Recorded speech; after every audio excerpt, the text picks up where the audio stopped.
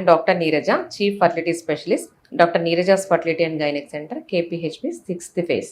IUI series. ఐయుఐలో endometrial thickness ఎంత ఉండాలి చూద్దాం. సో ఐయుఐ అంటే ఇంట్రాయూట్రైన్ ఇన్సెమినేషన్. సో మనకు ఎగ్, స్పర్మ్ క్వాలిటీతో పాటు ఐయుఐ సక్సెస్కి ఎండోమెట్రియం అనేది చాలా ఇంపార్టెంట్. సో ఎండోమెట్రియం ఎంత ఉండాలి, ఎలా ఉండాలి? సో పేషెంట్ మనం డే 2 మనము పేషెంట్ స్కాన్ చేసినప్పుడు ఎండోమెట్రియం థిన్గా ఉంటుంది. సో చాలా మందికి around day 2, day 3 4 to 5 mm endometrial thickness చూస్తుంటాం. ఎందుకంటే ఎండోమెట్రియం షెడ్ అయిపోతుంది కాబట్టి మినిమం థిక్నెస్ 4 to 5 mm చూస్తాం. సో డే 2 నుంచి మనము ఓవులేషన్ డ్రగ్స్ ఇచ్చినా కూడా, లేదు అంటే నార్మల్ గా కూడా endometrium 3rd day 4th day నుంచి ఎగ్ తో పాటు ఎండోమెట్రియం కూడా పెరగడం చూస్తుంటాం. So around the middle of the month ovulation టైంలో ఆల్మోస్ట్ ఎగ్ అనేది 18 to 19 to 20 mm రీచ్ అవుతుంది. దాంతో పాటు ఆ మెచ్యూర్ ఎగ్ నుంచి హార్మోన్ ఈస్ట్రోజన్ రిలీజ్ అవుతుంది. ఆ ఈస్ట్రోజన్ ను ఎండోమెట్రియం మీద యాక్ట్ చేసి థిక్నెస్ పెరగడం జరుగుతుంది. So 3 to 4 mm endometrium around the time of ovulation మనకు ఆల్మోస్ట్ పేషెంట్ బట్టి మినిమం 7 mm నుంచి మాక్సిమం 12 mm వరకు చూస్తుంటాం.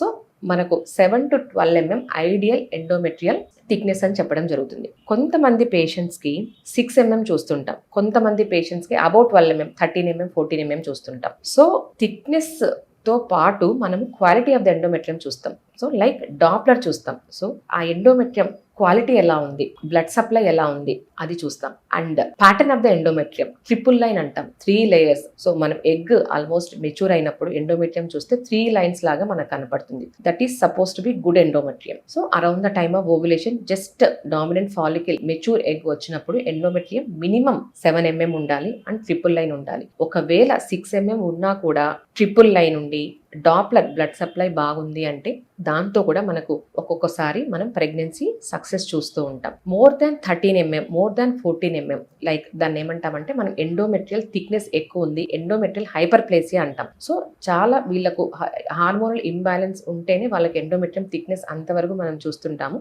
సో జనరల్ గా అబౌవ్ 13-14 mm ఉంటే వాళ్ళకి ఏదైనా హార్మోనల్ ఇంబ్యాలెన్స్ ప్రాబ్లం కానీ, థైరాయిడ్ ప్రాబ్లమ్స్ కానీ, వేరే ప్రాబ్లమ్స్ ఉంటాయి కాబట్టి జనరల్ గా ఐయుఐ సక్సెస్ థిక్నెస్ పెరిగే కొద్దికి తగ్గిపోతూ ఉంటుంది. Ideal endometrium 7 mm to 12 mm. ఒకవేళ ఎండోమెట్రియల్ థిక్నెస్ 6 mm తక్కువ ఉన్నా, అబౌవ్ 13 mm 14 mm ఉన్నా ఇట్స్ ఇంప్లాంటేషన్ ఫెయిల్యూర్స్ ఎక్కువ ఉంటాయి. సో ఆల్మోస్ట్ మనకి ఎంబ్రియో బాగున్నా కూడా ఎంబ్రియో ఇంప్లాంటేషన్ ఫెయిల్యూర్ అంటాం. సో ఎంబ్రియో ఎండోమెట్రియంలో నాటుకొని పోదు కాబట్టి ఇంప్లాంటేషన్ ఫెయిల్యూర్. వీళ్ళకు ఐయుఐ చేసినా నార్మల్గా అయినా ఒకవేళ ఐవీఎఫ్ వెళ్ళినా కూడా ఈ ఎండోమెట్రియం సరిగా లేకపోతే ఇంప్లాంటేషన్ ఫెయిల్యూర్. సో ప్రెగ్నెన్సీ వచ్చే అవకాశాలు తగ్గిపోతూ ఉంటాయి. Thank you.